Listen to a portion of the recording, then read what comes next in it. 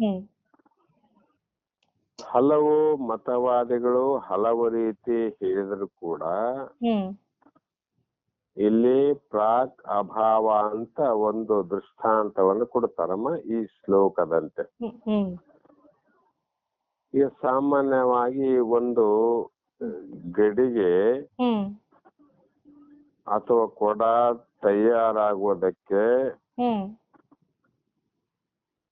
ಮುಂಚೆ ಹ್ಮ್ ಅಂದ್ರೆ ಅದು ಹುಟ್ಟುವುದಕ್ಕಿಂತ ಮೊದಲು ಹ್ಮ್ ಅದು ಇರಲಿಲ್ಲ, ಹ್ಮ್ ಏನಮ್ಮ ಕೊಡ ಇದ್ದಿಲ್ಲ. ಹ್ಮ್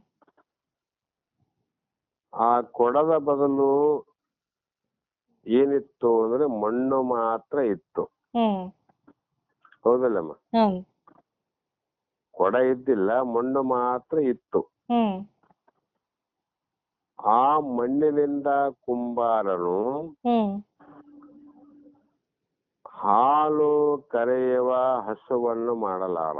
ಹ್ಮ್ ಏನಮ್ಮ? ಹಾಲನ್ನ ಕೊಡುವಂತ ಒಂದು ಹ್ಮ್ ಆಕಳನ್ನ ಮಾಡಲಾರ. ಹ್ಮ್ ಅದರ ಆಕಳದ ರೂಪವನ್ನ ಮಾಡಬಹುದು, ಹ್ಮ್ ಅದರ ಹಾಲು ಬರುವಂಗ ಮಾಡ್ಲಿಕ್ಕೆ ಸಾಧ್ಯ ಇಲ್ಲ. ಹ್ಮ್ ಅಥವಾ ಹ್ಮ್ ರಸಭರಿತ ಸೇಬಿನ ಹಣ್ಣನ್ನು ಮಾಡುವುದು ಸಾಧ್ಯವಿಲ್ಲ. ಹ್ಮ್ ಮಣ್ಣಿನಿಂದ ಸೇಬಿನ ಆಕಾರ ಮಾಡಬಹುದು, ಹ್ಮ್ ಅದಕ್ಕ ಪೇಂಟಿಂಗ್ ಮಾಡಬಹುದು, ಹ್ಮ್ ಸೇಬು ಕಂಡಂಗೆ ಕಾಣಬಹುದು, ಹ್ಮ್ ಅದು ಆಕಳ ಕಂಡಂತೆ ಕಾಣಬಹುದು. ಹ್ಮ್ ಆದರೆ ಅದರಲ್ಲಿ ಇರಬೇಕಾಗಿದ್ದ ಹಾಲಿಲ್ಲ, ಹ್ಮ್ ಈ ಸೇಬಿನಲ್ಲಿ ಇರಬೇಕಾದಂತ ರಸ ಇಲ್ಲ. ಹ್ಮ್ ಹೌದಿಲ್ಲಮ್ಮ? ಹ್ಮ್ ಯಾಕಂದ್ರೆ ಇದು ಮಾಡ್ಲಿಕ್ಕೆ ಸಾಧ್ಯ ಇಲ್ಲ ಅಂತ. ಹ್ಮ್ ಅದರಿಂದ ಹ್ಮ್ ಕುಂಬಾರ ಹ್ಮ್ ಮಡಿಕೆಗಳನ್ನ ಕುಡಿಕೆಗಳನ್ನ ಮಾತ್ರ ಮಾಡವಲ್ಲ. ಹ್ಮ್ ಹೌದಲ್ಲಮ್ಮ? ಅವನು ಮಾಡ್ಬೋದು.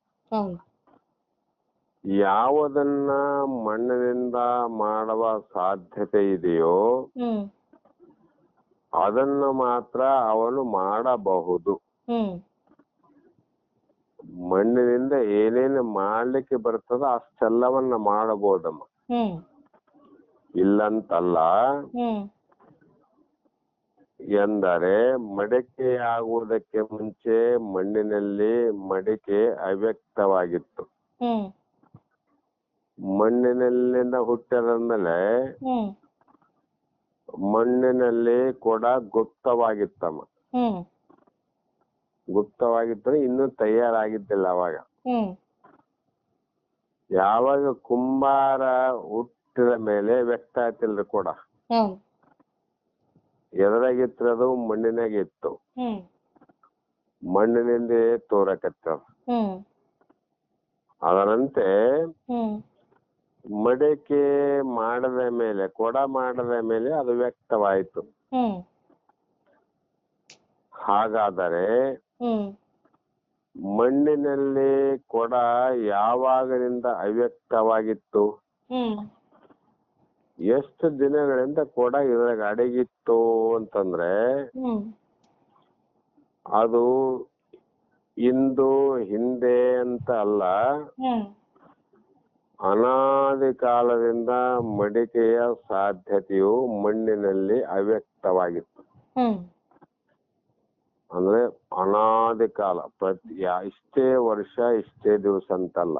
ಹ್ಮ್ ಆ ಮಣ್ಣು ಯಾವಾಗ ಹುಟ್ಟ್ಯದ ಅವಾಗಿನಿಂದ ಅದು ಅವ್ಯಕ್ತವಾಗ್ಯದ, ಹ್ಮ್ ಕಾಣದಾದಂಗ ಅದ್ ನೋಡ್ರಿ ಕೊಡ.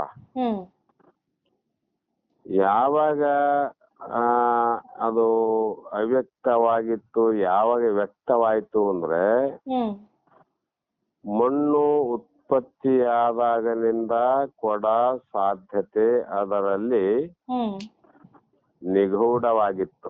ಹ್ಮ್ ಕೊಡ ಮಾಡುವ ಅಂದ್ರೆ ಆ ಕೊಡ ಮಾಡುವ ಸಾಧ್ಯತೆ ಇತ್ತು ನೋಡಮ್ಮ ಹ್ಮ್ ಮಣ್ಣಿನಲ್ಲಿ. ಹ್ಮ್ ಅಷ್ಟೇ ಅಲ್ಲ, ಹ್ಮ್ ಭೂಮಿ ಹುಟ್ಟಿದಾಗಿನಿಂದ ಮಣ್ಣು ಇರುವುದರಿಂದ ಹ್ಮ್ ಭೂಮಿಯ ಸ್ವಭಾವದಲ್ಲಿ ಮಣ್ಣು ಇತ್ತು ಎನ್ನಬಹುದು.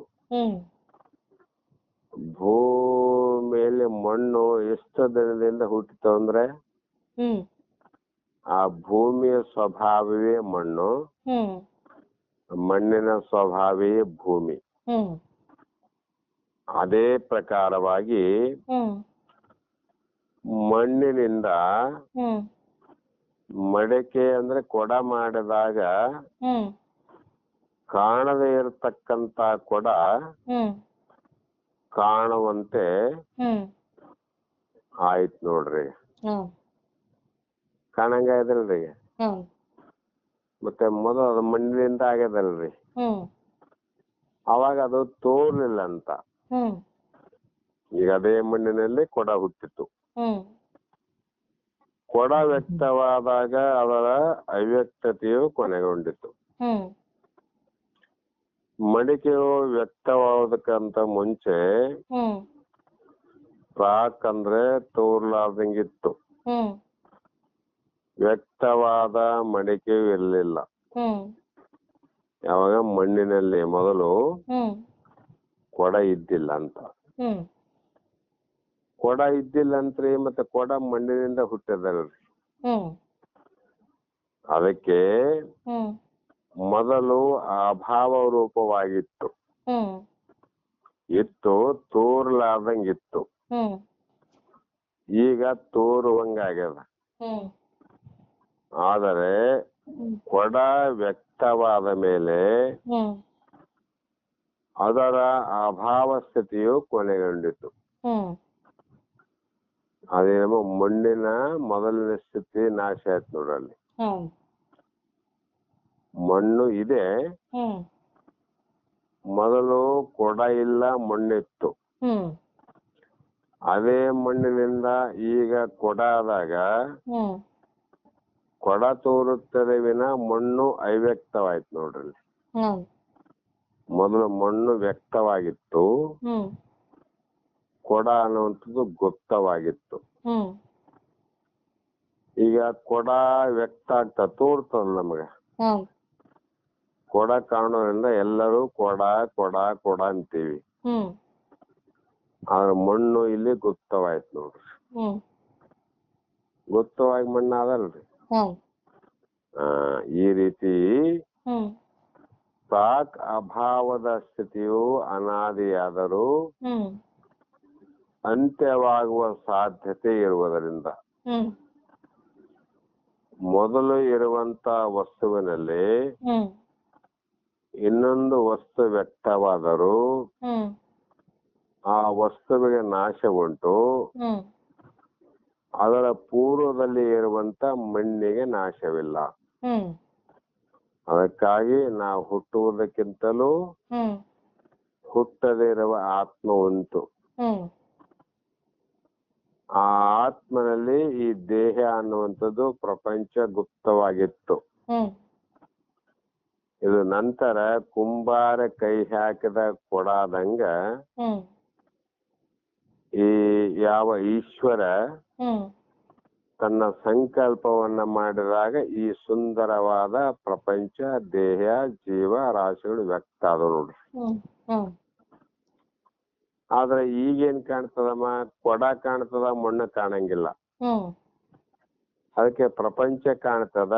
ಹ್ಮ್ ಆ ಪ್ರಪಂಚವನ್ನ ಹ್ಮ್ ಅದರಲ್ಲಿ ಗುಪ್ತವಾಗಿರತಕ್ಕ ಪರಮಾತ್ಮ ಕಾಣಂಗಿಲ್ಲ ನಮಗ. ಹ್ಮ್ ಹೌದಿಲ್ಲಮ್ಮ? ಹೌದು. ಅದೇ ಪ್ರಕಾರ ಹ್ಮ್ ಈ ಪೂರ್ವದಲ್ಲಿ ಇರುವಂತ ಮಣ್ಣಿನಲ್ಲಿ ಕೊಡ ನಾಶವಾದರೂ ಕೂಡ ಮಣ್ಣಿಗೆ ನಾಶವಿಲ್ಲ. ಹ್ಮ್ ದೇಹ ಬರೋದಕ್ಕಿಂತ ಮುಂಚೆ ಇರುವಂತ ಯಾವ ಸತ್ತು ಚಿತ್ತು ನಿತ್ಯ ಆನಂದ ಪರಿಪೂರ್ಣವಾದ ಹ್ಮ್ ಸದ್ರೂಪವಾಗಿರ್ತಕ್ಕಂತ ಹ್ಮ್ ಯಾವ ವಸ್ತು ಇದೆ ಅಂದ್ರೆ ಅದು ಏಕಂ ಏವಂ ಅದ್ವಿತೀಯಂ ಪರಬ್ರಹ್ಮ. ಹ್ಮ್ ಅದು ಸ್ವಗತ ಸಜಾತಿ ವಿಜಾತಿ ಭೇದರಹಿತವಾಗಿ ಹ್ಮ್ ಏಕರೂಪವಾಗಿರುವಂತದ್ದು. ಹ್ಮ್ ಅದರಲ್ಲಿ ಇದು ಗುಪ್ತವಾಗಿತ್ತು ಪ್ರಪಂಚ. ಹ್ಮ್ ಈಗ ಈಶ್ವರನಿಂದ ಇದು ವ್ಯಕ್ತ ಆಯ್ತು. ಹ್ಮ್ ವ್ಯಕ್ತ ಆದಾಗ ಈ ತೋರುವಂತ ಪ್ರಪಂಚಕ್ಕೆ ನಾಶ ಇದೆ. ಹೌದಿಲ್ಲ? ಮತ್ತೆ ಆತ್ಮನಲ್ಲಿ ಈ ದೇಹ ತೋರ್ತದಲ್ಲ, ತೋರ್ತದಂದ್ರೆ ಇದು ನಾಶ ಆಗ್ತದ. ಅಂದ್ರೆ ಕೊಡ ತೋರುವಾಗ ಮಣ್ಣು ತೋರಂಗಿಲ್ಲ, ಕೊಡದಲ್ಲಿ ಮಣ್ಣಿನ ಅಭಾವ ಅನಿಸ್ತದ, ಇಲ್ಲ ಅಂತ ಅನಿಸ್ತದ. ಮಣ್ಣಿನಲ್ಲಿ ಕೊಡದ ಅಭಾವ, ಕೊಡ ಇದೇನೋ ಅಂತ ಅನಿಸ್ತದ ಮಣ್ಣಿನಲ್ಲಿ. ಆದರೆ ಮಣ್ಣು ಬಿಟ್ಟು ಮಡಿಕೆ ಇಲ್ಲ, ತನ್ನ ಬಿಟ್ಟು ದೇವರಿಲ್ಲ. ಈ ಒಂದು ಸೂತ್ರದಲ್ಲಿ ನಮ್ಮ ದೇಹ ತೋರ್ತದ, ಈ ದೇಹ ಕಾಣ್ತದ, ಒಳಗ ದೇವ್ರು ಕಾಣಂಗಿಲ್ಲ. ಈ ರೀತಿ ಅಭಾವಗಳು ಪರಸ್ಪರವಾಗಿದ್ದು ಅಭಾವದ ಸ್ಥಿತಿ ಕೂಡ ಅನಾದಿ ಅಂತ ಇದು ಮೊದಲೇ ಆದ ನಮಗೆ. ಆದರೂ ಕೂಡ ಅಂತ್ಯವಾಗುವ ಸಾಧ್ಯತೆ ಇರುವುದರಿಂದ ಇದು ನಾಶ ಆದ ನಮ್ಮ ಕೊಡಕ್ಕೆ. ಅದಕ್ಕೆ ಜಗತ್ತಿಗೆ ನಾಶ ಆದ, ಅದರಂತೆ ದೇಹಕ್ಕೆ ನಾಶ ಆದ, ಇದು ಬುದ್ಧಿಗೂ ನಾಶ ಆದ. ಈ ರೀತಿಯಾಗಿ ವಿಜ್ಞಾನಮಯ ಬುದ್ಧಿಯ ಭ್ರಾಂತಿ ಎನ್ನುವಂಥದ್ದು ಅದು ನಾಶತ್ವದಿಂದ ಕೂಡಿದೆ. ಅದಕ್ಕಾಗಿ ಅನಾದಿ ವಸ್ತು ವಿಷಯಗಳು ಅಂತ್ಯವಾಗಬಲ್ಲವು. ಇವೆಲ್ಲ ಶಾಂತ ಅನಾದಿ ಅಂತ ಹೇಳಿವಲ್ಲ, ಜ್ಞಾನ ಆದ್ಮೇಲೆ ನಾಶ ಆಗ್ತದೆ. ಅದರಂತೆ ವೇದಾಂತವು ಹೇಳುತ್ತದೆ. ಈ ರೀತಿ ಹೇಳುವುದು ವೇದಾಂತ ಅಂದ್ರೆ ವಿನಃ ಬೇರೆ ಶಾಸ್ತ್ರಗಳಂತ ಹೇಳಲ್ಲ ನೋಡಮ್ಮ. ಅದೇ ರೀತಿ ಅವಿದ್ಯೆ ಎನ್ನುವಂಥದ್ದು ಅನಾದಿಯಾದರೂ ಜ್ಞಾನ ಹುಟ್ಟಿದ ಮೇಲೆ ಆ ಅವಿದ್ಯೆ ಕೊನೆಗೊಳ್ಳುವುದು, ನಾಶ ಆಗ್ತವೆ. ಆ ಕಾರಣ ಅದಕ್ಕೆ ಸಮಂಜಸವಾದ ಉತ್ತರವನ್ನ ನಾವು ನಿನಗೆ ಕೊಟ್ಟಿದ್ದೇವೆ ಅಂತ ಗುರು ಶಿಷ್ಯನಿಗೆ ಹೇಳುವ ಪ್ರಯತ್ನವನ್ನ ಮಾಡಿ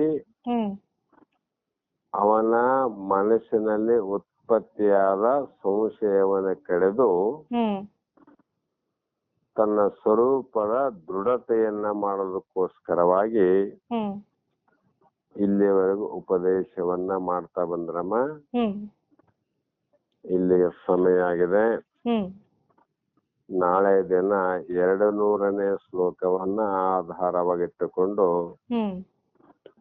ಮತ್ತೆ ಮತಿಗೆ ಬೆಳೆದಷ್ಟು ವಿಚಾರವನ್ನ ಮಾಡೋಣ ಅಂತಕ್ಕಂತ ಮಾತನ್ನ ಹೇಳಿ ಇಲ್ಲಿಗೆ ಮಂಗಲವನ್ನು ಹೇಳೋಣ.